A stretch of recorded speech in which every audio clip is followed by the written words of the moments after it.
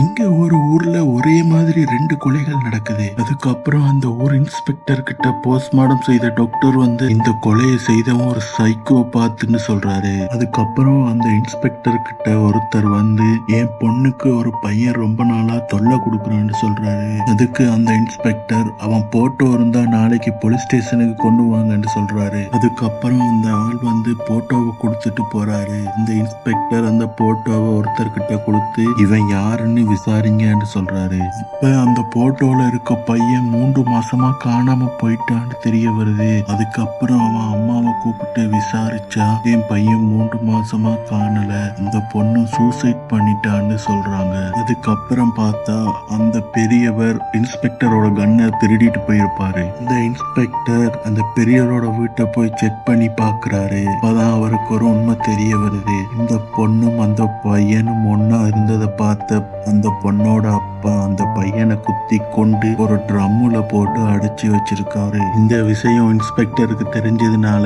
அவர் இன்ஸ்பெக்டரை சுட்டுறாரு. இந்த சத்தத்தை கேட்டு வெளியே 2 போலீஸ் எல்லாம் உள்ள வந்து அவரை ஒரு வழியா பிடிச்சிடுறாங்க. அதுக்கப்புறம் ஒரு வழியா கொலைகாரனை பிடிச்சாச்சுன்னு அந்த ஊர் இன்ஸ்பெக்டர் சந்தோஷப்படுறாரு. ஆனா மறுபடியும் அந்த ஊர்ல ஒரு கொலை நடக்குது.